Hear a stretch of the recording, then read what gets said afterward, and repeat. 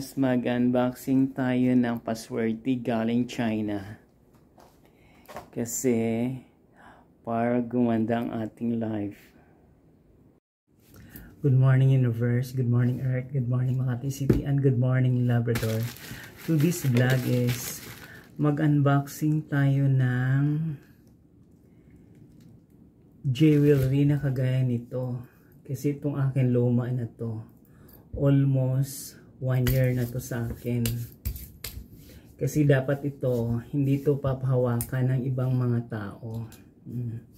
Kasi yung mga tao, pag nakita ako, hinahawakan to. Kaya nawawala yung swerte, nagkakamalas-malas. Kaya bumili ulit ako ng panibago.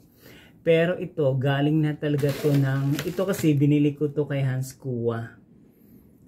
I bought this one. Isa, dalawa na. Kasi nawala to. Tapos, nanaginip ako na magkamalas-malas daw ako. Diyos ko. Yun na nga. Journey ko na nagkamalas-malas yung life ko sa mga taong hindi nagbabayad ng utang sa akin. Kaya, bumili ulit ako ng ganito. Kasi pag bumili ka nito, dapat buy one take one. Kasi ang halaga nito is 750 kay Hans Kua. Pero, may nakita ako sa online, kaya bumili ako sa online. Mura lang ito, wala pa tong 200.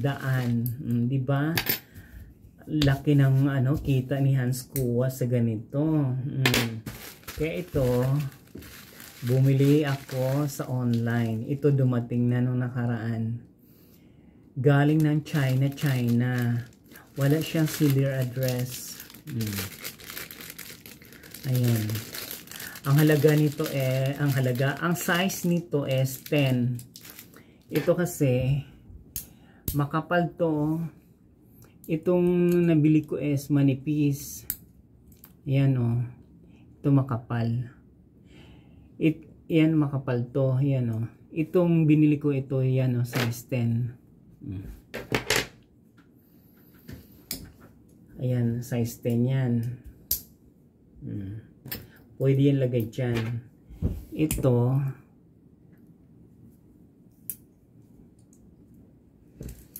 size 9. Oh, cute siya, cute. Tatlo na ganito ko. Tapos, yung sing-sing niya, size 9 din to, sing-sing. Ayan o, size 9, ang sing-sing. Ayan. Terno siya. Kaya itong luma ko, ganyan.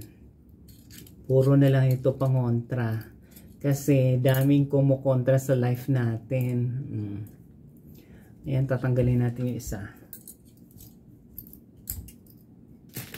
Ayan siya, yung isa. 752. Kay Hans Kua. Ito naman galing China. Maganda yung imbus ng niya, ito sing-sing, pangtanggal malas.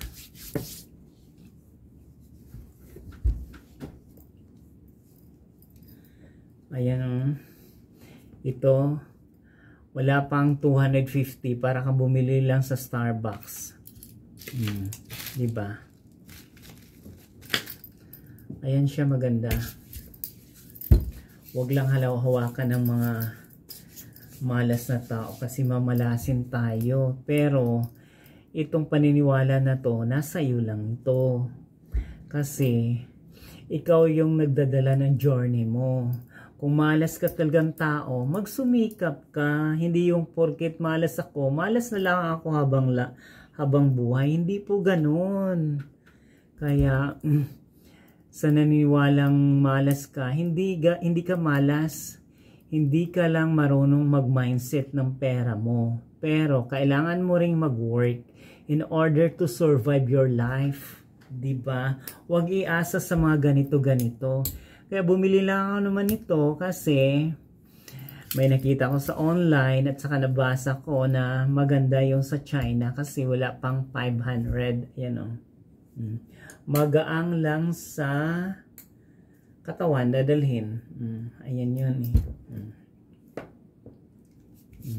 Kung malas ka talaga, hindi ko na tawag to?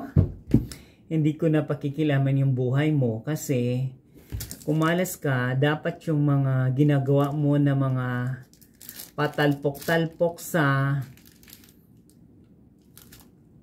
online sabong, hindi yan nakakatulong sa journey ng buhay mo. Kaya dapat talaga magsumikap ka, iwasan mo na yung mamalasin ka sa patalpok-talpok kung ano yung ginagawa ng mga sikat na tataya ka ng 200 hanggang magiging addict ka sa pataya-taya sa online. Hanggang papanalunin ka daw ng 10,000. Yung 10,000 mo, itataya mo ulit o imbes withdraw mo na para ka naingganyong patalpok-talpok sa online. Ikagaya ng mga ibang celebrity dyan. Hindi ko pangalanan yan kasi mamaya mabash ako. Huwag kayong gumaya sa kanila kasi marami na silang pera. Tayo, nag-uumpisa pa lang tayo sa journey natin. Pero yung sabihin mong mahirap ka, hindi ka mahirap. I-mindset lang natin yung ginagawa ng pera natin sa bawat araw. Kung yung sweldo naman natin is hindi naman umabot ng 1,000, huwag tayong gumastos ng 1,000 a day. Dapat bumaba tayo doon. Diba? Ganon yung mindset ko ngayon. Hindi ako basta-basta bumibili ng mga bagay-bagay na wala namang kabuluhan sa buhay ko kasi it's hard to earn money. Huwag lang tayo magdi-defend sa mga paswerte-swerte. Kailangan din natin magtrabaho, di ba? Ayan. Ito. Kahit dumami yung mga ganito mong pampaswerte, kung ayaw mo naman mag-work, di wala rin kwenta, di ba?